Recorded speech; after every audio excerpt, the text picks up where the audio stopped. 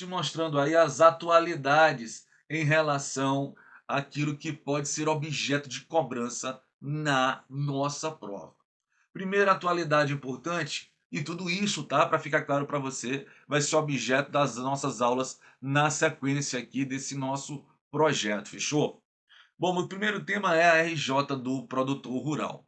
Pessoal, aqui eu quero fazer especial menção para você ao artigo 70, letra A da Lei 11.101. O que é isso? Antes da reforma, promovida pela Lei 14.112, só poderia ir para a chamada recuperação judicial especial aquele empresário que estivesse enquadrado com o ML EPP, fosse ele empresário rural, fosse ele empresário urbano, pouco importava. O que acontece, cara?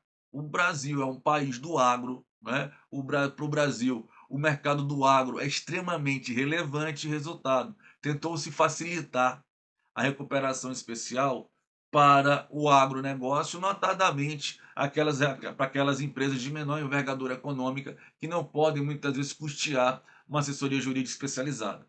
Esse blá blá blá todo para te dizer o quê? Que hoje em dia, com a reforma, é o artigo 70, letra A, o rural ele não precisa estar enquadrado como um ME ou como um EPP para pleitear uma recuperação judicial.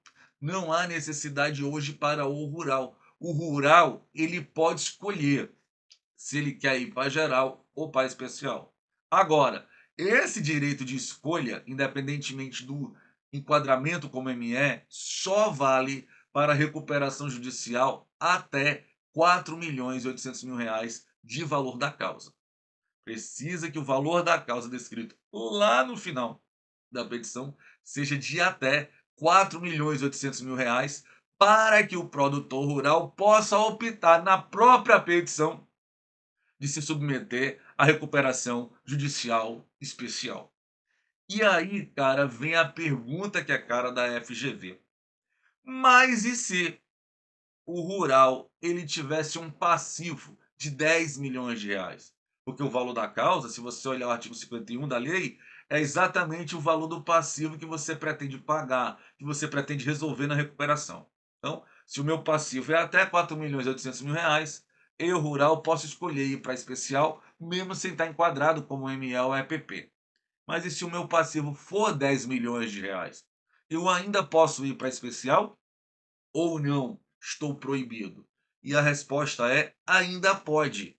Só que agora, quando o valor for superior a 4.800.000, você precisa estar enquadrado como MO EPP, mesmo o rural. Abaixo disso, o rural não precisa estar enquadrado como ML EPP para pleitear a recuperação judicial. Ele só precisará estar se for recuperação para cima desse valor. Show de bola até aqui. Próximo tema para a gente ver. Joga lá na tela.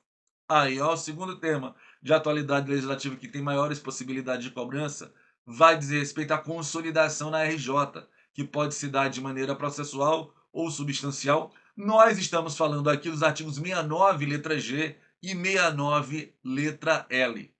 O que acontece, pessoal? Consolidação na RJ nada mais é do que o pedido de recuperação judicial feito por várias empresas devedoras, desde que todas elas façam parte de um mesmo grupo econômico. Tá? Isso é plenamente possível, cabendo lembrar que cada empresa tem que comprovar e separar dos seus próprios requisitos, apesar do pedido de litisconsórcio. Tá? E aí, isso é a chamada consolidação. Em vez de eu ter cada sociedade devedora num processo de recuperação específico, perante um administrador específico, com uma leitura sistemática específica da lei, não. Eu posso reunir todos num só local, num só autos, para inclusive facilitar, por questão de estratégia, essa administração processual. É aqui onde a gente fala em consolidação, que ela pode ser processual ou substancial. Importante, eu posso passar e passo da consolidação processual para substancial.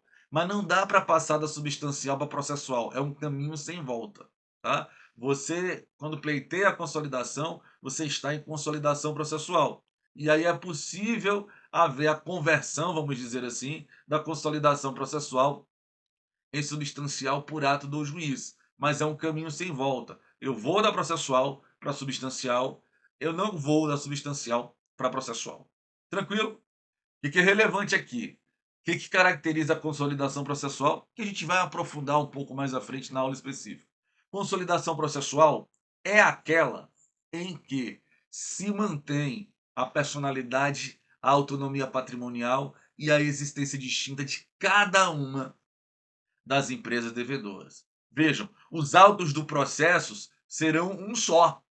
Agora, você consegue ver nitidamente ali naquele processo judicial em tramitação o que é a recuperação da sociedade A, o que é a recuperação da sociedade B, o que é a recuperação da sociedade C, porque são mantidas a personalidade, a autonomia e a existência distinta de cada uma das devedoras, tem sua individualidade conservada.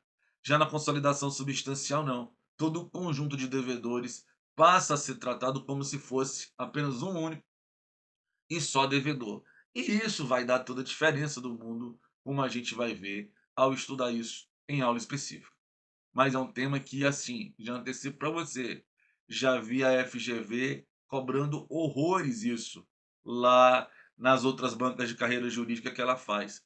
Falta uma cobrança em cima do OAB, quem sabe não vai vir na sua prova.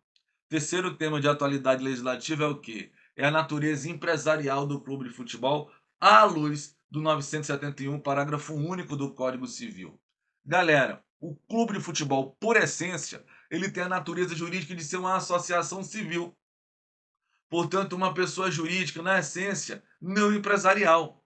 Haja vista de que, de por ser associação civil, seu registro, inclusive, é no cartório de pessoa jurídica, é uma pessoa não empresarial, portanto.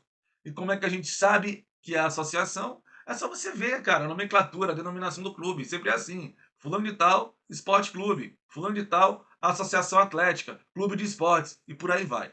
Tá? Então, o clube de futebol, na essência, ele é uma pessoa jurídica não empresarial. Mas ele pode vir a ter a atribuição da natureza empresarial de duas formas. Seja através da SAF, que sinceramente essa eu reputo cobranças específicas dela muito mais em segunda fase, mas existe uma outra possibilidade de se atribuir natureza empresarial do clube que está dentro do Código Civil e que essa pode aparecer em prova. Estou falando aqui de quê? Estou falando do parágrafo único do 971. Se a gente estiver diante de um clube de esportes que só tem o time de futebol como time profissional, a gente pode atribuir a natureza empresarial ao futebol como? Fazendo a migração de registro, pegando os estatutos e atos constitutivos no cartório jurídico, no cartório de pessoa jurídica e levando, por assim dizer, para a junta comercial, após o que aquele clube de futebol passaria a ter natureza empresarial, inclusive para efeito de falência e recuperação de empresas. Por final, cara, a título dessas atualidades legislativas, cabe a gente falar na chamada adoção do voto plural. Meus amigos, na essência, a ideia do direito de voto em matéria societária é cada ação, um voto. Tá? Agora, o que é a possibilidade do voto plural? É você poder vir a ter, por cada ação, mais de um voto, cabendo notar que a gente tem um limite de total de 10 votos por ação, nos termos da lei, que o voto plural ele precisa estar previsto expressamente sua adoção no Estatuto, e mais do que isso, que ele vai ter uma vigência mínima de 7 anos, podendo ser prorrogável por qualquer prazo, cabendo notar a sua inocorrência em empresas estatais.